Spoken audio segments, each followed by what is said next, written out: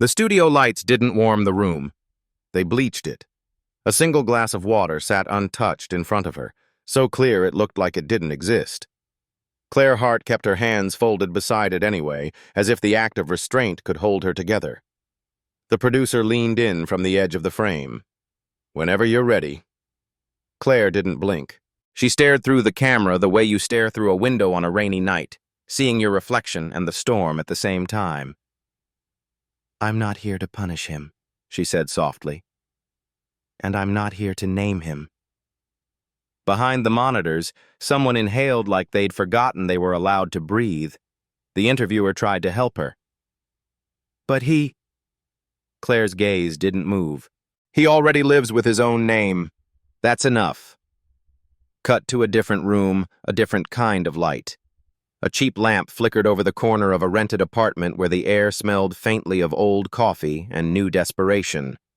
Graham Blackwell sat hunched on an unmade bed, laptop balanced on his knees like a shield. The screen was all he had left, his words, his version, his war.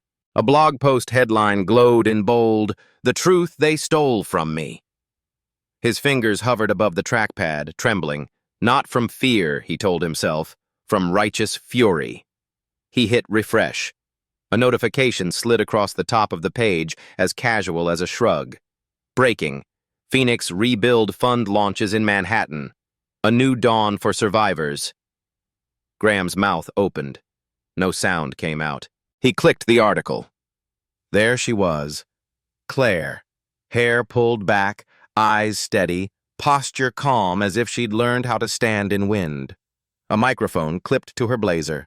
A small, almost invisible phoenix pin near her collarbone.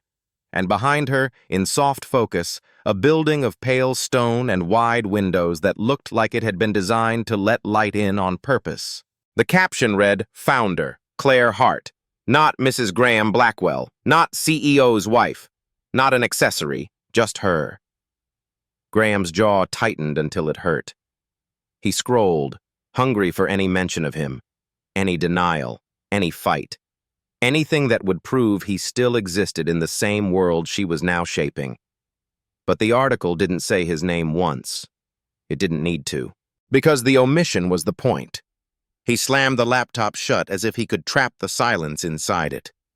And in that silence, thick, deliberate, merciless, Graham Blackwell finally understood something he'd never allowed himself to believe. Claire Hart wasn't trying to destroy him. She was simply building a life where he didn't matter. To understand why that was the most devastating sentence of all, we have to go back. But this story doesn't begin in a studio. It begins in a room full of laughter that wasn't kind, a room full of glass, and a single sound, sharp as a fork against a porcelain plate, that changed everything. Elysia House wasn't a restaurant. It was a stage. You didn't walk into it so much as you were admitted, past a host who didn't smile, past velvet ropes that implied you were lucky to be chosen, past a corridor where the lighting was dim on purpose, so no one could see the hunger in anyone else's eyes. Inside, Manhattan glittered in the windows like it was trying to compete. The room was filled with people who wore money the way other people wore skin, effortless, unquestioned, unquestionable. The hum of conversation was soft, curated, punctuated by the occasional clink of crystal. And then there was Graham Blackwell. He didn't enter. He arrived. The maitre d' leaned forward with the reverence reserved for kings and quarterly reports. A table in the center of the private dining room waited like an altar. Claire walked beside him. Not behind, not ahead, beside. The way Graham liked it. The way it looked. The way it suggested partnership while maintaining ownership. She wore a dark emerald dress that should have belonged to her alone. But Graham had chosen it. He'd said it made her glow. He'd said he liked when people looked at them and saw success. He'd said, with a grin that had felt like a leash, "Tonight, you're my masterpiece." Claire placed one hand lightly over her stomach as she sat, a small protective gesture she didn't even realize she was making. Her pregnancy wasn't obvious yet unless you knew how to notice. The subtle softening beneath the fabric, the way she shifted when she stood, the faint fatigue she hid behind polished smiles. Across the room, a man laughed too loudly at something unfunny. Someone else checked their phone beneath the table. A woman in diamonds pretended she wasn't watching Claire the way women sometimes watch other women, with curiosity, caution, and a quiet kind of calculation. A server poured wine. Graham didn't look at the label. He didn't need to. His name opened doors. His company, Blackwell Dynamics, opened markets. His AI platform, Axiom, was the darling of the tech world, a promise dressed as a product, a future packaged into a pitch deck. And Graham himself? Graham was a man who didn't just believe he deserved the world. He believed the world belonged to him already. "So," said a venture capitalist to Graham's right, swirling his glass, "when are you taking Axiom global?" Graham smiled, bright and controlled. "We already are global. We're just formalizing it." The man chuckled. "Formalizing. That's a good word for it." Claire listened, smiling when she was supposed to, keeping her posture perfect the way she'd been taught to do at every corporate event Graham had dragged her to since they'd married. The trick was to look present without taking up space. But tonight, something in her felt too tight to ignore. It had been building for weeks, months, really. The small cuts that didn't bleed but still left scars. The way Graham corrected her in public as if she were a junior employee. The way he'd started saying things like, "You're not thinking clearly," whenever she disagreed. The way he'd laughed when she mentioned returning to architecture. "You can doodle on weekends," he'd said, "but don't embarrass me by pretending you need a job." Pretending. As if the years she'd spent building her career, before him, before Blackwell Dynamics, before she became a last name attached to his, were just an adorable hobby. Now at Elysia House, under chandeliers that looked like frozen stars, Claire tried one more time to reach him. "Graham," she said quietly, leaning in just enough that she hoped only he could hear, "I need you to stop talking about my work like it's nothing." His smile didn't falter, but his eyes sharpened. "We're at dinner," he murmured. "Don't start." "I'm not starting," Claire said, the words carefully measured. "I'm finishing something I should have finished a long time ago." Graham's jaw tightened. He lifted his fork, spearing a piece of tuna like it had personally offended him. "You're emotional," he said, still smiling for the table. "It's hormones." Claire felt heat crawl up her neck. "It's not hormones," she said. "It's respect." The word landed between them like a dropped glass. Graham's hand froze. The venture capitalist kept talking, oblivious. Someone across the room laughed again. A server passed with a tray of oysters. Graham leaned closer, voice low. "You want respect? Then stop undermining me." Claire stared at him. "Undermining you is asking you to stop humiliating me?" His smile tightened into something thin. "No one is humiliating you. You're doing that yourself." There it was. The twist of reality Graham always used. The way he took the knife and placed it in her hand, then acted shocked when she bled. Claire swallowed. Her stomach turned, not just from nausea, but from the sick clarity of it. She looked around the table at the faces that mattered to Graham, investors, executives, social allies, people who measured worth in influence. And she realized something that made her hands go cold. He was never going to stop. Not because he couldn't. Because he didn't see why he should. Claire's voice didn't rise. That was what made it dangerous. "I won't do this anymore," she said. Graham's eyes narrowed. "Do what?" "This," Claire said. "This. Making myself smaller so you can feel bigger." A pause. A fork touched a plate somewhere nearby. Clink. Graham's face changed, not dramatically, not like a movie villain. Just enough. A shift of muscle. A flicker of something dark and offended. He leaned in so close Claire could smell the expensive cologne on his skin. "You are my wife," he whispered. You will not disrespect me in front of them. Claire's heart pounded. In front of them, she repeated, barely audible. That's what you care about. Graham's hand moved so fast, Claire didn't have time to flinch. A sharp sound cracked through the room, louder than it should have been, loud enough to slice through conversation like a blade. Claire's head turned slightly with the force of it. For half a second, time didn't move. Then it did. A woman at a nearby table gasped. Someone's glass tipped, wine spilling like a slow bruise. A server froze mid-step, eyes wide. Graham's hand lowered to the table as if nothing had happened. His expression remained calm, controlled, almost bored. But his eyes were angry that the room had witnessed something he believed belonged only to him. Claire sat perfectly still. She didn't scream. She didn't cry. Not yet. She only felt the sudden humiliating heat in her face, and the colder, deeper realization beneath it. If she stayed, this would not be the worst moment. It would be the beginning. Graham leaned in again, voice of velvet threat. Smile, he hissed, or you'll regret it. Claire turned her gaze toward the room. Faces looked away quickly, pretending they hadn't seen, pretending it wasn't their business, pretending money insulated them from morality. The silence was the worst part, because it meant everyone had just made a decision, not to help her, but to protect him. Claire's hand slid to her stomach again, instinctive, protective. She stood. Graham's smile returned, panicked and bright. Claire, he said loudly, as if her leaving was some charming quirk. Where are you going? Claire's voice was quiet. Home, she said. Then she corrected herself. No, she said. Not home. She looked at him one last time. Really looked. Not at the suit, not at the title, not at the illusion of power. At the man.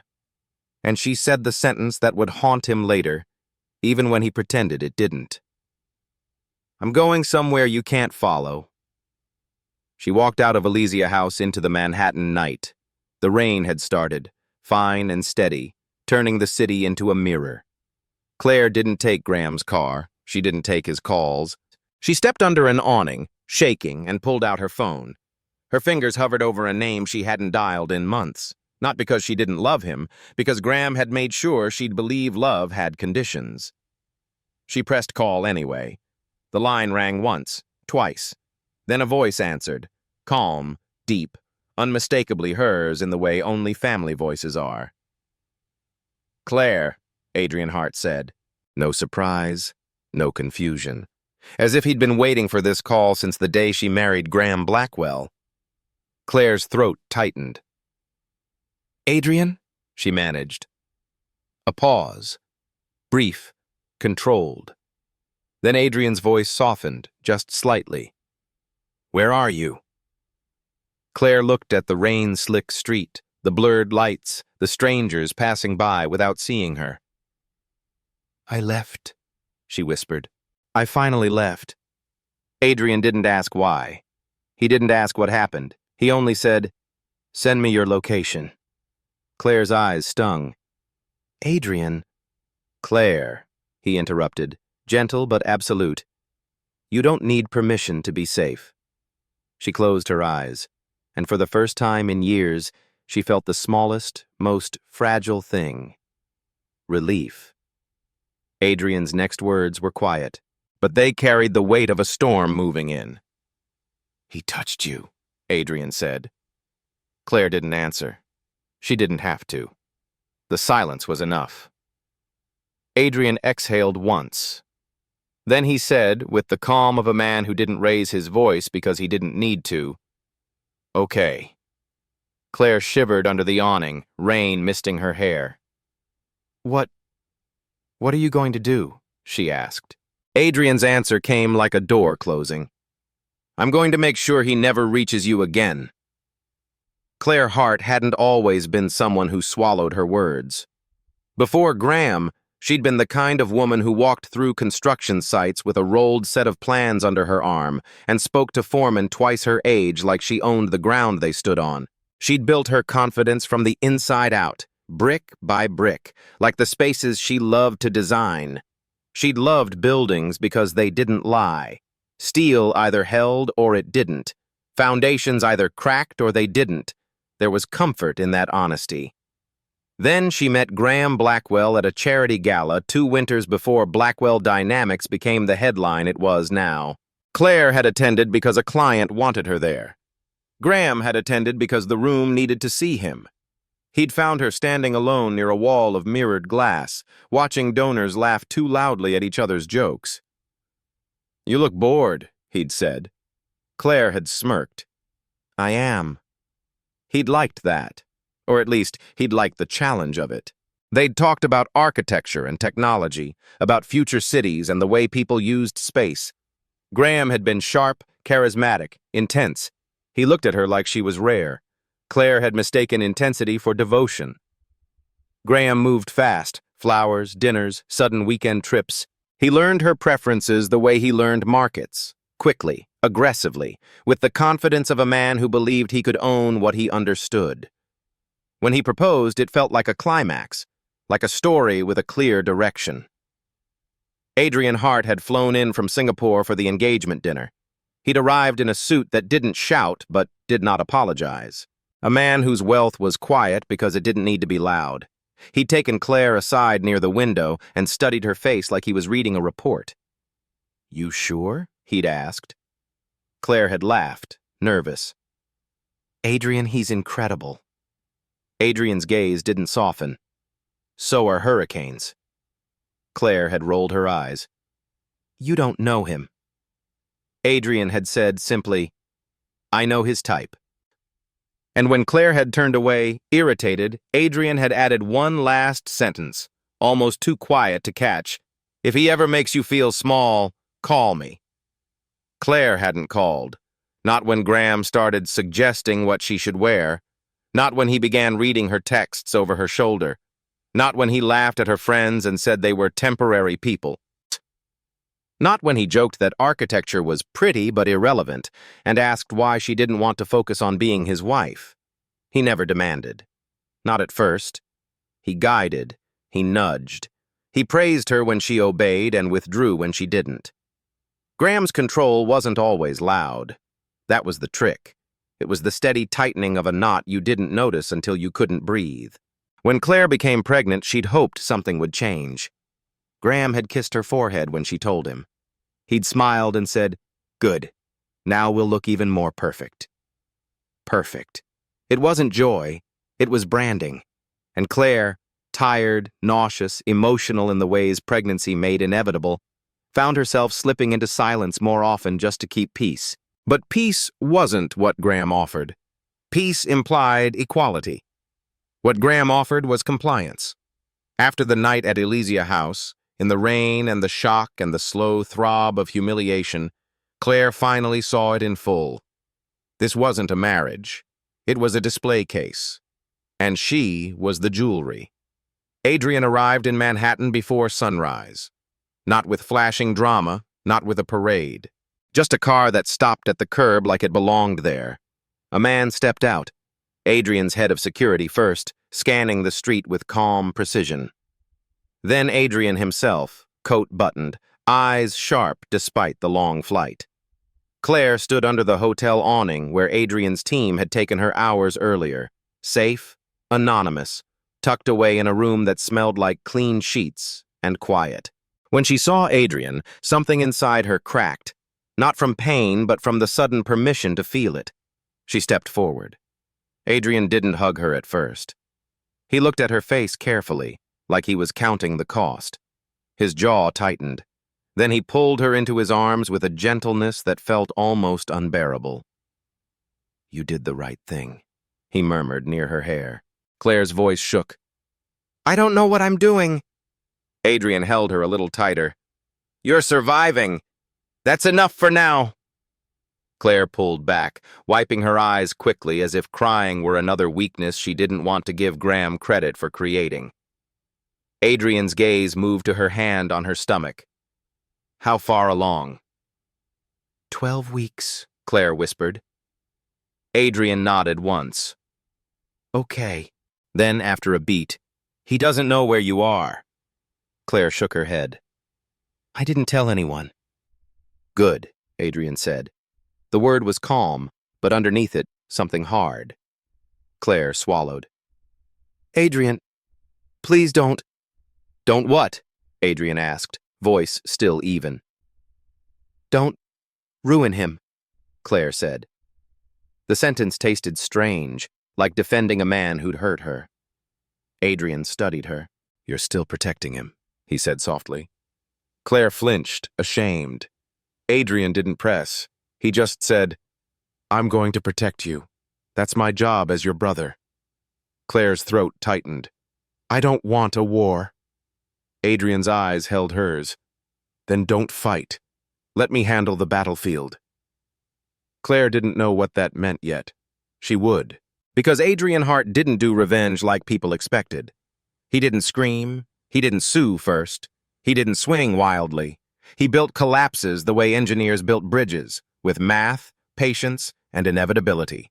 And Graham Blackwell, narcissist, visionary, emperor of his own press releases, had no idea a man like Adrian Hart was already moving pieces on a board he didn't know existed. The first strike didn't look like a strike. It looked like a question. 2 days after Claire disappeared from Graham's reach, a respected tech newsletter published a short piece, not an accusation, not a scandal, just an analysis. The headline read, Axiom's Promises, Brilliant Breakthrough or Marketing Mirage. Inside, the writer asked what no one wanted to ask out loud. Had Blackwell Dynamics overstated Axiom's capabilities? Were the demos too perfect? Why did the company avoid detailed third-party audits? It was written carefully, with enough neutrality to avoid lawsuits and enough implication to ignite attention. And attention was gasoline. By lunchtime, financial TV hosts were repeating phrases like transparency concerns and valuation risk. By evening, social media analysts were dissecting old clips of Graham's keynote speeches, pausing at the confident claims, circling them like predators. Graham watched it all from his penthouse office, surrounded by glass walls and screens that reflected his face back at him from every angle. He told himself it was a blip. He told his PR team, shut it down. He called the editor of the newsletter personally. The editor, polite and unmoved, said, We're just asking questions, Mr. Blackwell. If you have answers, we'd love to publish them. Graham hung up with a smile that didn't reach his eyes. He called his head of communications. I want a rebuttal, he said. A strong one. The woman hesitated. If we push too hard, it looks defensive. Then make it look confident, Graham snapped, because that's what we are. Confident. That night, his lawyers began drafting letters. But letters were slow, and doubt was fast. In Singapore, Adrian Hart sat in a quiet office that overlooked the city like a calm god. The skyline glittered beneath him, and the air smelled faintly of tea. He read the article on a tablet, expression unreadable. Across from him sat 2 people, a senior strategist from his family office and a crisis PR consultant flown in from London. The consultant cleared his throat. This is subtle. Adrian tapped the screen once. Subtle is harder to fight.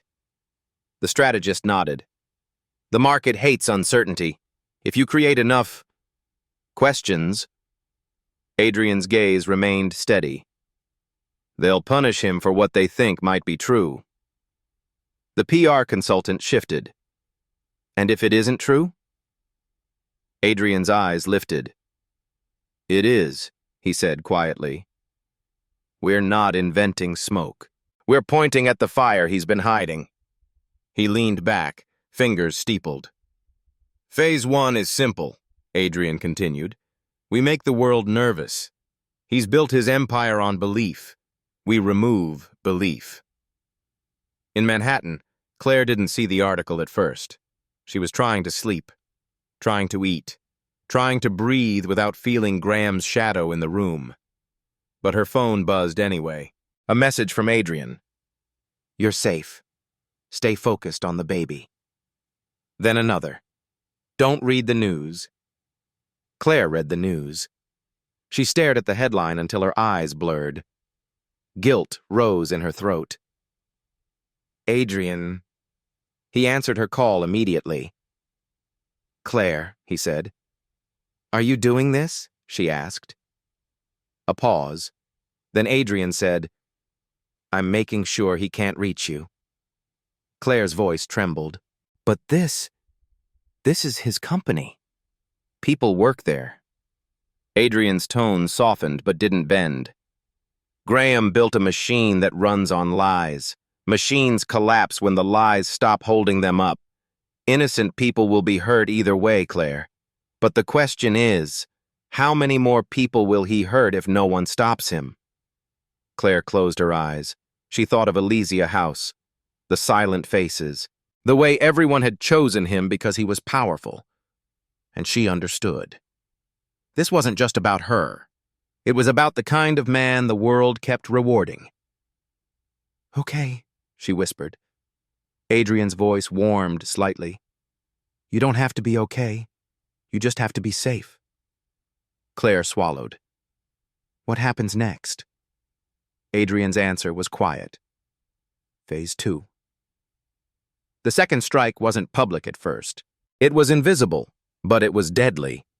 Adrian didn't send hackers or sabotage software. He didn't need theatrics. He hired forensic accountants, the best. People who didn't care about charisma. People who didn't care about headlines. People who cared about what the numbers said when you stopped letting them lie politely. They began with public filings and earnings calls. They traced patterns like blood trails, revenue recognition that seemed optimistic. Contracts that looked solid until you examined the fine print. Costs buried in subsidiaries that didn't quite make sense. At first, it was just suspicion. Then it became structure. Then, it became proof. In Manhattan, Graham sat in a board meeting with his top executives.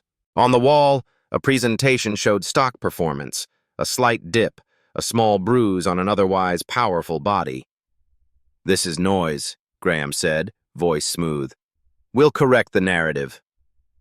Miles Rowe, the COO, sat to Graham's left.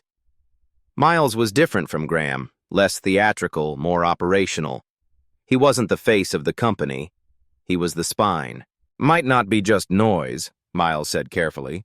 Analysts are asking for more detail on Axiom's third-party validation. Graham smiled, as if Miles were adorable for thinking he could challenge him.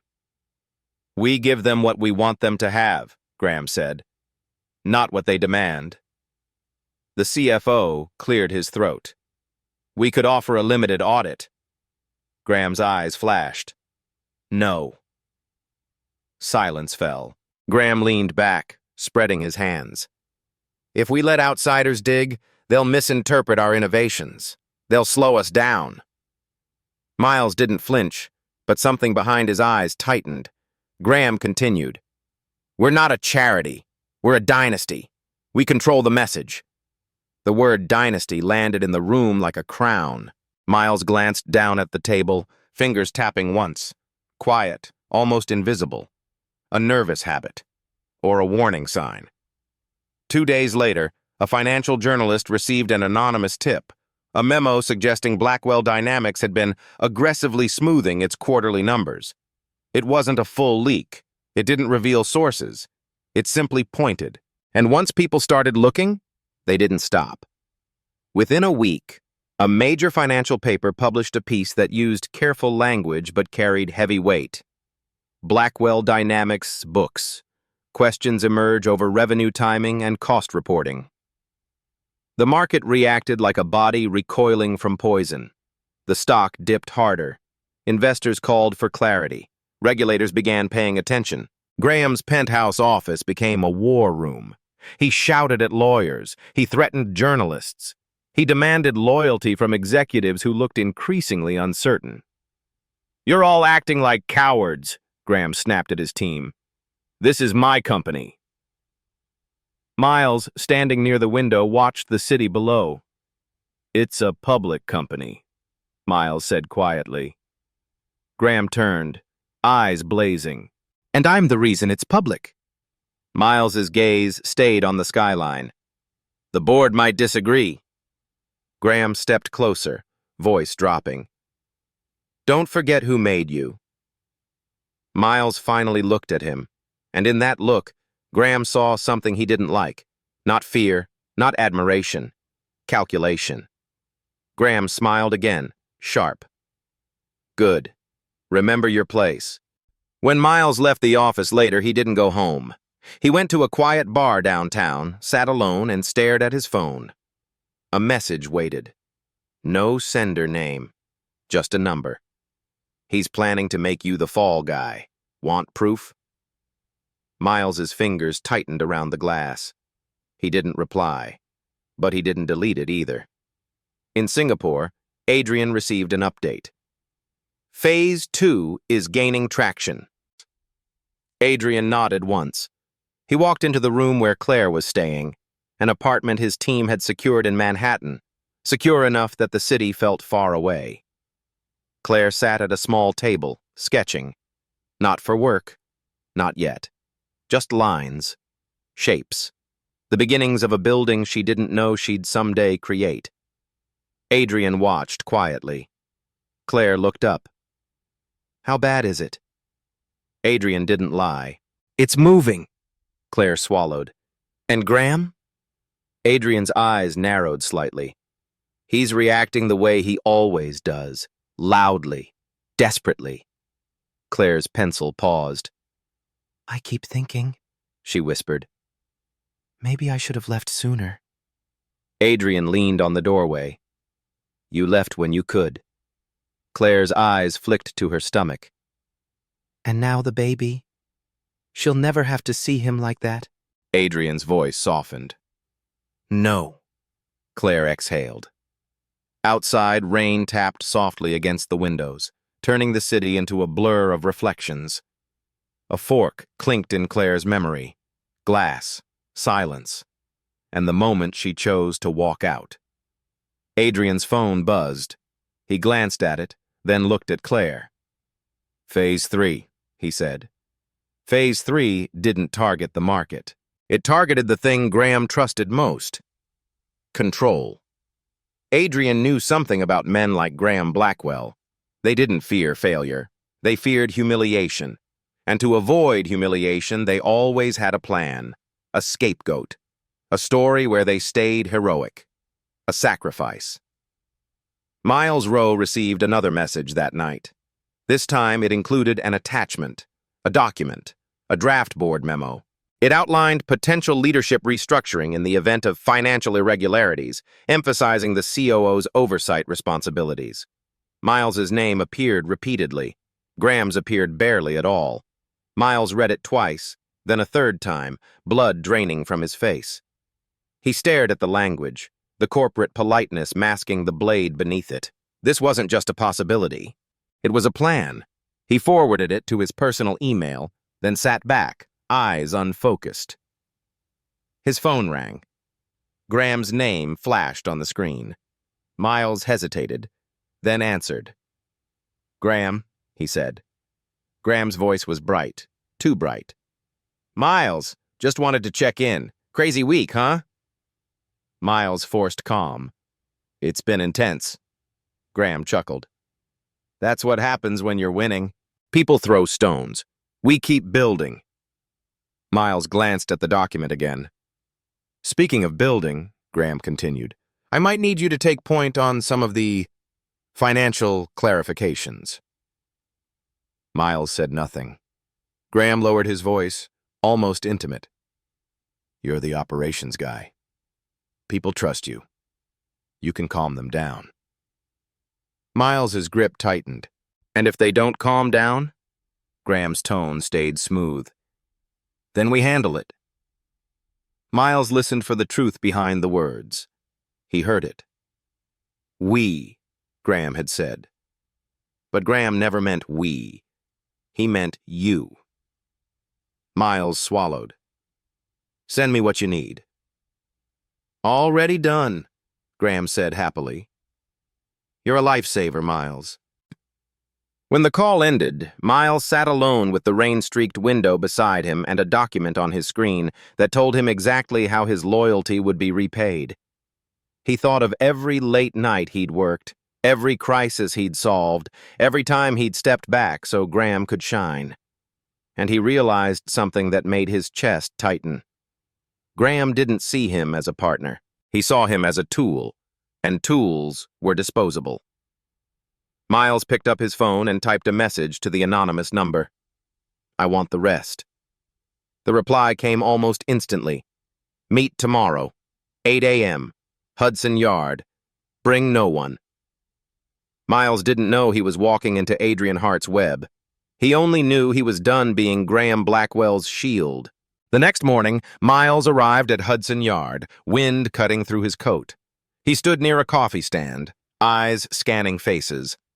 A man approached, mid-30s, plain suit, unremarkable, the kind of person you wouldn't notice twice. "Mr. Rowe," the man said quietly, "I represent a party with concerns." Miles's posture stiffened. "Who?" The man didn't smile.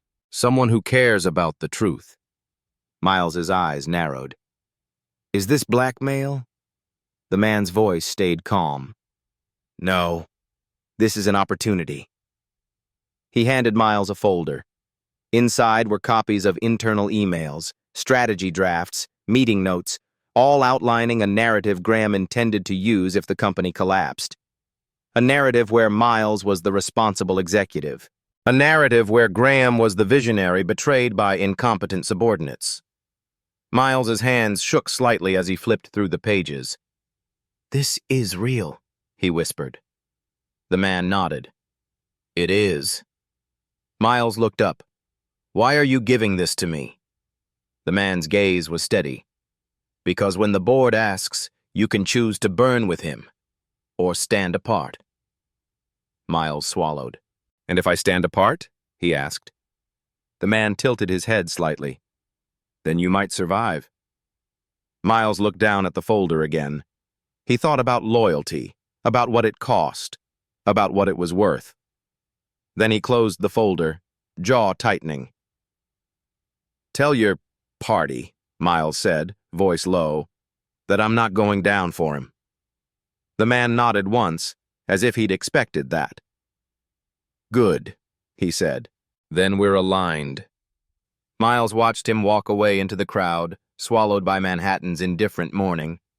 He stood there for a long moment, the city moving around him like a river. Then he turned and made a call, not to Graham, to a board member. "Linda," Miles said when she answered. "We need to talk, privately, today." A pause. Then, "What is this about?" Miles looked at the folder like it was a bomb. "It's about who's going to be left holding the knife," he said. And with that, Phase 3 began to do what Phase 1 and 2 had only prepared. It started breaking Graham from the inside out. Graham's world began to tilt. Not in a dramatic overnight collapse. Those were for movies. Real collapses happened the way buildings failed when someone ignored cracks too long. First, small tremors. Then, widening gaps. Then, a sudden moment where everyone pretended they hadn't seen it coming. The board called an emergency meeting. Graham walked into the conference room like a man entering court without believing the judge mattered. He wore a tailored suit, hair perfect, expression bright. But the room was colder than usual. The board members didn't rise to greet him. They didn't smile. They didn't offer small talk.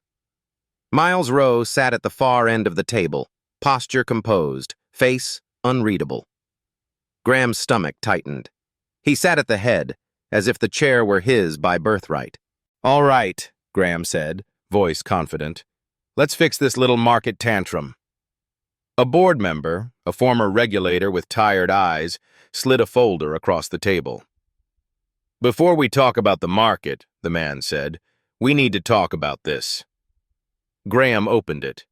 Inside were charts, memos, documentation, summaries of concerns raised by external analysts and internal audits now being initiated. He flipped through, expression tightening. "This is ridiculous," Graham snapped. "These are interpretations." A woman on the board leaned forward. "Graham, we've received inquiries from regulators." Graham laughed once, sharp. "Because someone is stirring the pot." "Someone," another board member said carefully. "Or something." Graham's gaze flicked to Miles. "Miles," Graham said, voice suddenly warm. Tell them our numbers are fine. Tell them Axiom is solid." Miles didn't speak immediately. He looked down at the table as if choosing words with care. Then he lifted his gaze. "Axiom is impressive," Miles said slowly. Graham exhaled, relieved. "But," Miles continued, "the way we've presented it has created expectations that aren't fully supported." Graham's smile froze. "What are you doing?" Graham asked, voice low. Miles's expression remained calm. "Telling the truth." Graham's jaw tightened. "You're supposed to be on my side." Miles's eyes didn't flinch. "I was, until I saw the plan." The room went still. Graham's blood turned cold. "What plan?" a board member asked. Miles slid a document onto the table, the same draft memo Adrian's team had leaked to him. "It's a contingency plan," Miles said. "One where I take responsibility for any irregularities. One where Graham is positioned as misled." Graham's voice rose. "That's not what that is." Miles's gaze stayed steady. "Then explain why it exists." Graham looked around the room. The faces weren't hostile. They were worse. They were disappointed. Disappointment was danger when you lived on admiration. Graham's mind raced. He could feel his control slipping, like sand pouring through fingers. And then, like a final crack in a foundation, another board member spoke. "We've also received a preliminary report," she said, "from an external forensic accounting team." Graham's breath hitched. "External?" The board member nodded. "They've identified patterns consistent with aggressive revenue timing and cost misclassification." Graham's chest tightened. He glanced at Miles again. "You," he whispered, not caring who heard. "You did this." Miles's face didn't change. "No," he said quietly. "You did." Graham turned to the board, forcing a smile, forcing charisma, forcing the illusion to hold. "This is an attack," he said. "A coordinated attack. Someone wants to take me down." The former regulator on the board sighed. "Graham, this isn't about you." Graham stared at him, stunned. The sentence hit like a slap. "This isn't about you." Graham had built everything around the belief that it was. He leaned forward, voice sharpening. "It's always about me. I am Blackwell Dynamics." A pause. Then the woman board member spoke, voice firm. "No," she said. "You were." Graham's stomach dropped. He searched their faces, looking for loyalty. He found none. And in that moment, Graham realized the twist he'd never anticipated. It wasn't Adrian Hart's money that would destroy him. It wasn't the market's fear. It wasn't the journalists. It was the one thing Graham had never respected enough to fear. Evidence. Truth written down. Numbers that didn't care who he was. And a room full of people who no longer believed his reflection. Because belief, once cracked, doesn't heal. It shatters. Outside the boardroom, in a quieter space far from the glass towers, Claire sat with her obstetrician, listening to a heartbeat on a monitor. Fast, steady, alive. Claire's eyes filled quietly. The doctor smiled. "She's strong." Claire nodded, whispering, "Aurora." The name felt like dawn in her mouth. When Claire returned to the apartment, Adrian sat at the kitchen counter, phone in hand. He looked up at her immediately, not at the pregnancy, not at the exhaustion, at her face. "How was the appointment?" he asked. Claire's lips trembled with relief. She's okay. Adrian nodded once. Good. Claire hesitated. And him? Adrian's expression didn't change, but something in his eyes tightened. The board is moving, he said. Claire sank into a chair, hands on her stomach. She didn't feel triumph. She felt a strange, hollow sadness. Not for Graham. For the years she'd lost believing in a man who never deserved her belief. Adrian watched her quietly. Claire, he said softly. She looked up. Adrian's voice was measured. When this ends, you don't owe him closure. Claire's throat tightened. I know, she whispered. Adrian nodded. Good. Because men like him don't want closure. They want control, even in the ending. Claire stared at the rain on the window, her reflection faint in the glass. She thought of Elysia House, of mirrors, of polished surfaces, of people who watched and said nothing. She thought of the sound. Clink. Glass. Silence. And she realized something else. Another twist. Quieter, but just as powerful. Graham had always believed he was the architect of her life. But she was the architect. She always had been. She just had to pick up her own pencil again. The stock didn't crash like a dramatic explosion. It fell like a slow drowning. Each day, another percentage gone. Each day, another headline. Blackwell Dynamics shares slide amid investor concerns. Regulators seek clarity on AI claims board. Weighs leadership options. Graham stopped sleeping. He started drinking more espresso than water, pacing his penthouse office like a caged animal. His lawyers spoke in tight, controlled voices. His PR team offered strategies that sounded like surrender. He hated surrender. He hated the word. He hated the idea that anyone else could decide his story. He called reporters and threatened them. He called investors and charmed them. He called board members and begged them, then insulted them, then begged again. Nothing worked. Because for the first time in Graham's life, charisma wasn't currency. Proof was. In the weeks that followed, people who used to answer on the first ring started letting calls go to voicemail. Friends from the private clubs stopped returning invitations. The same people who once laughed at Graham's jokes now laughed at new jokes. Jokes about him. He saw one online late at night, posted by an anonymous account. Axiom.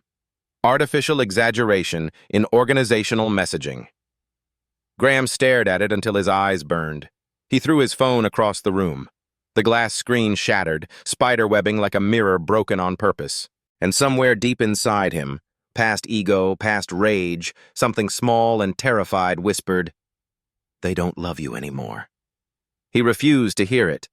He went on television. He sat in a sleek studio with a host who smiled too politely and asked questions too sharply. Graham smiled back, bright, flawless. "This is a coordinated smear campaign," Graham said, voice confident. "Our technology is groundbreaking, and some people fear what they can't control." The host nodded. "Some people say your internal documentation doesn't match your public claims." Graham's smile tightened. "That's nonsense," he said. The host leaned in slightly. "And what about your COO's statements to the board?" Graham's eyes flashed. "Miles Rowe is confused. He's under pressure. He's not seeing the full vision." The host's voice stayed calm. "Or he's seeing it clearly." The audience didn't gasp. They didn't need to. The silence did the work. When the interview aired, it didn't restore confidence. It reinforced suspicion. A week later, the board voted. They didn't make it theatrical. They didn't parade him out. They simply released a statement. Blackwell Dynamics announces leadership transition. CEO Graham Blackwell steps down effective immediately. Steps down. A phrase that sounded voluntary, a phrase that tasted like humiliation. Graham read it alone in his office. He stared at the screen until his vision blurred. He laughed once, short, broken. Then he swept everything off his desk with one violent motion: papers, pens, framed awards, the polished objects that had once told him who he was. They hit the floor with dull thuds. Nothing shattered, nothing dramatic, just noise. He sank into his chair, breathing hard. His phone buzzed. A message from a board member. "We wish you well. Please return your access credentials by end of day." Graham's hands shook. He wanted to call Claire. He wanted to demand she come back, fix this, reassure him, remind him he wasn't nothing. But she wasn't his anymore. And that was the part he couldn't survive. He tried anyway. He dialed her number. The call didn't go through. Blocked. He stared at the screen, stunned, then enraged. "How dare she?" he whispered. He walked to the window and looked out over Manhattan, the city he'd thought he owned. Down below, people moved like ants, indifferent, unstoppable. The rain began again, streaking the glass, turning his reflection into a distorted ghost. Graham pressed his palm against the window, watching his own fingers blur. For the first time, he felt what Claire had felt at Elysia House: small, powerless, seen, and dismissed. And just like that night, no one rushed to help, because the world didn't rescue fallen kings. It just replaced them. Months passed. Graham's accounts shrank, then drained. Legal fees, settlements, private lifestyle maintained too long after the machine stopped paying for it. Friends vanished. Invitations dried up. He sold the penthouse. He moved into a smaller place, then smaller. His name became a cautionary tale. Not a legend, not a myth. A warning. In contrast, Claire's life did something Graham could never understand. It didn't become louder. It became clearer. She moved carefully through pregnancy, protected by Adrian's invisible infrastructure, security that didn't draw attention, doctors who didn't speak to the press, a quiet circle of people who cared about her health more than her name. Claire learned to sleep again. She learned to eat without fear. She learned to laugh at small things: Adrian's awkward attempts at cooking, the way Manhattan looked softer in the morning fog, the subtle joy of designing something purely because she wanted to. Her sketchbook filled with lines and plans and ideas that made her pulse feel like her own. On a quiet early morning, as dawn bled pale gold into the sky, Claire went into labor. Adrian stayed in the waiting room, posture rigid, hands clasped, eyes fixed on a wall as if he could control time by staring at it. When the nurse finally appeared, smiling, Adrian stood so quickly his chair scraped the floor. "She's okay?" he asked, voice tight. The nurse nodded. "Both of them. You have a niece." Adrian closed his eyes for a second, exhaling like he'd been holding his breath for months. When he entered the room, Claire looked exhausted, but in her eyes, something new glowed. Not fear, not compliance. Strength. She held a tiny bundle against her chest. Claire looked up at Adrian, tears spilling quietly. "Meet Aurora," she whispered. Adrian approached, careful, almost reverent. He looked down at the baby's small face, the delicate lashes, the tiny mouth forming an unconscious pout. He swallowed hard. "She's perfect," he murmured. Claire smiled, and in that smile was something Graham would never own: freedom. Aurora's fingers curled around Claire's thumb like a promise, a dawn held in a hand, and Claire whispered to her daughter, voice barely audible, "You will never learn love as fear." The first time Claire walked onto a construction site again, she cried. Not dramatic sobs, just silent tears behind safety glasses. The air smelled like wet concrete and sawdust, and the sound of hammers echoed like a heartbeat. It felt like coming home to herself. Adrian stood beside her wearing a simple coat, hands in pockets, watching her face. "You sure you want to do this here?" he asked quietly. Claire nodded. "Yes." The project had begun as Adrian's idea, a community library funded through the Hart family's philanthropic arm, built in a neighborhood where public spaces had been neglected. Adrian had thought it would be a gift. Claire turned it into a statement, not one of revenge, one of existence. She designed Hart Commons Library with wide windows that welcomed sunlight like an invitation. She created open spaces where people could sit without being judged for how they looked or how much they owned. She designed reading rooms that felt safe, corners that felt like quiet rescue. She chose materials that aged beautifully: stone, wood, glass, elements that didn't need to pretend to be something else. The motif followed her without her forcing it. Glass, but not the kind that reflected vanity. Glass that let light through. Forks clinking at Elysia House had once sounded like a warning. At Hart Commons, the sound was different. Pages turning, children laughing softly, footsteps across floors built to hold weight without cracking. Claire worked while raising Aurora, sometimes with the baby in a carrier against her chest as she reviewed plans. Sometimes with Aurora asleep on Adrian's shoulder while he stood in a meeting pretending he didn't mind. Adrian didn't say much about Graham anymore. He didn't have to. Graham's presence shrank in their world until he was little more than a shadow in a memory. 2 years after Elysia House, Hart Commons Library opened. The city held a ribbon-cutting ceremony. Cameras came, politicians smiled, donors applauded. Claire stood at the front, holding Aurora's hand. Aurora, now a toddler with curious eyes and a stubborn little chin. Claire spoke into a microphone. Her voice didn't shake. "This building," she said, "is for people who need a place to begin again." She paused, looking out at the crowd. "Some of us are forced to start over," she continued. "Not because we failed, but because we finally chose ourselves." Applause rose. Claire didn't smile for the cameras. She smiled at the building, at the way the morning sun poured through the windows exactly as she'd designed, at the way it felt like dawn. After the ceremony, she walked inside alone for a moment.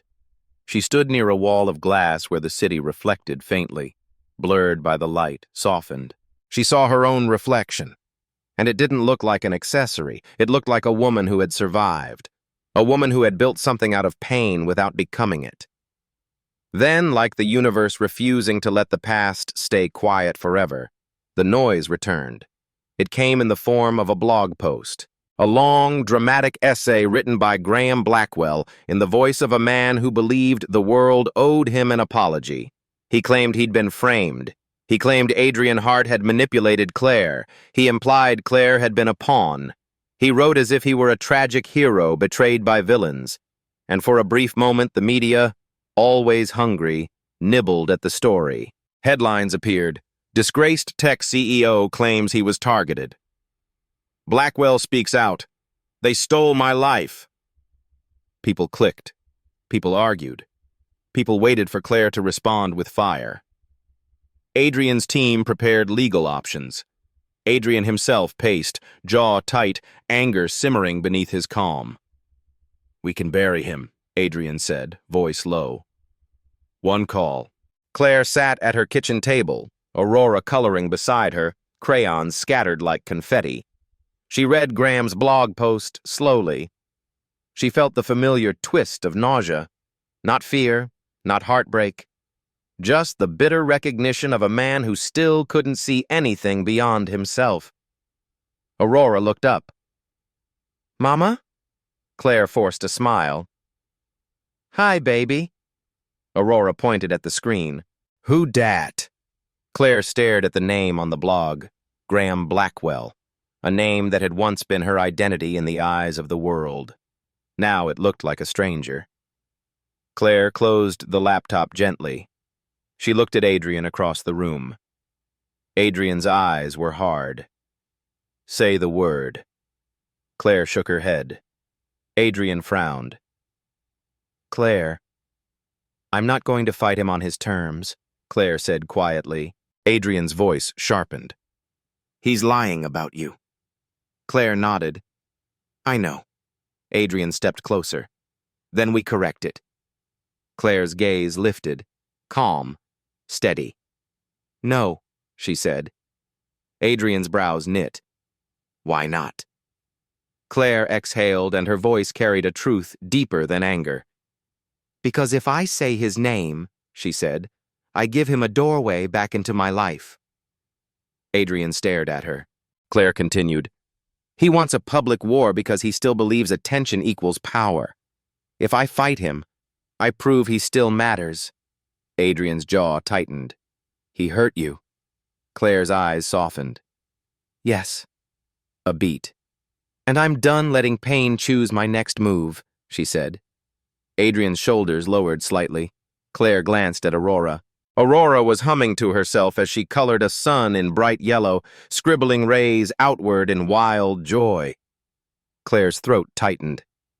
I want my daughter to learn something different, Claire whispered. That survival isn't just escaping, it's building. Adrian looked at his niece, then back at Claire. What do you want to do? He asked. Claire's lips curved faintly. I want to speak, she said, but not about him. Adrian's eyes narrowed. About what? Claire's gaze sharpened, not with rage, but with purpose. About women who leave and don't know how to start over, she said. About careers that get buried under someone else's control. About rebuilding. Adrian studied her for a long moment. Then, slowly, he nodded. Okay, he said. Then we do it your way. Claire's interview was scheduled quickly, exclusive, controlled, filmed in a simple studio with soft lighting. The interviewer tried to bring up Graham. Claire smiled politely. I won't be discussing anyone by name, she said calmly. The interviewer blinked. Not even to deny the allegations? Claire's smile didn't change. Truth doesn't always need a duel, she said. Then she leaned forward slightly, voice steady, eyes clear. I'm here to announce something, she continued. Something that's bigger than any one person. She held up a small pin. Phoenix-shaped, simple, elegant. Today we're launching the Phoenix Rebuild Fund, she said. A fund designed to help women rebuild their careers after leaving abusive or controlling environments. The interviewer's expression softened. Claire's voice remained calm, but the room felt charged. We will provide grants, Claire said, career training, childcare support, legal navigation resources, and mentorship programs, so that leaving isn't the end of someone's future. It's the beginning. Her hand drifted unconsciously toward the Phoenix pin. Some of us lose years, Claire said softly. Not because we weren't capable, but because we were convinced we weren't. She paused. And I want to be very clear, she added. If you're rebuilding right now, you're not behind. You're not broken. You're just in the middle of becoming. The interviewer swallowed. Why now? Claire's gaze remained steady. Because I know what it feels like to step into rain and not know where you'll land, she said. And I also know what it feels like to land, then stand. When the interview aired, it changed the shape of the conversation. Not because Claire denied Graham, because she outgrew him. The headlines shifted. Phoenix Rebuild Fund launches. Support for survivors. Claire Hart. Leaving is not the end. It's the beginning. People shared the story. Women wrote messages. Donors offered help. Architects reached out asking Claire to consult on projects. Organizations invited her to speak. Claire became a name not attached to a man, a name attached to purpose. Graham watched it all from his small apartment. He refreshed his blog obsessively, waiting for outrage, waiting for backlash, waiting for a fight. But the comments under Claire's interview weren't about him. They were about her. About survival. About rebuilding. About light. Graham scrolled, stomach twisting. He searched for his own name. He found it once, buried in a thread. Someone wrote, "Who even is this guy?" Graham's hands shook. He slammed the laptop shut again, but this time it didn't feel like trapping silence. It felt like being trapped by it. He had wanted a villain and a courtroom and a dramatic reversal where the world apologized. Instead, the world had moved on. And Claire? Claire didn't win by destroying him. She won by designing a future where his shadow didn't reach. On a bright morning, Claire took Aurora to Hart Commons Library. Aurora ran ahead, tiny footsteps echoing on the floor. She stopped beneath a tall window where sunlight poured in like a blessing and looked up, eyes wide. "Big," Aurora whispered. Claire knelt beside her, brushing hair from her face. "Yes," she said softly. "Big." Aurora turned to her, serious. "Mama made?" Claire's throat tightened. "Yes," Claire whispered. "Mama made." Aurora smiled, pure, careless, bright. Then she ran toward the children's section, laughter spilling behind her like music. Claire stood, watching her daughter disappear into shelves of books and light. Adrian approached quietly, hands in pockets. "You okay?" he asked. Claire nodded, eyes shining. "I think," she said, voice barely audible, "I finally believe myself again." Adrian looked at the library, at the sunlight, at the people inside using the space exactly as it was meant to be used. He nodded once. "Good," he said, "because that's the only belief that matters." Claire exhaled slowly. Outside, the city moved. Inside, pages turned. And somewhere far away, a man who once thought he owned her name stared into his own reflection and saw nothing he could blame but himself. Claire walked toward the window and watched the sunlight stretch across the floor. Not like a spotlight, like a path. And she stepped onto it. Because this story, the real one, was never about a man falling. It was about a woman rising. And if this story touched something in you, if you've ever had to rebuild yourself from the inside out, leave a word in the comments, even just a single line. Not for drama, for community. Because if you're standing in the rain right now, unsure where to go, you're not alone. And dawn always comes.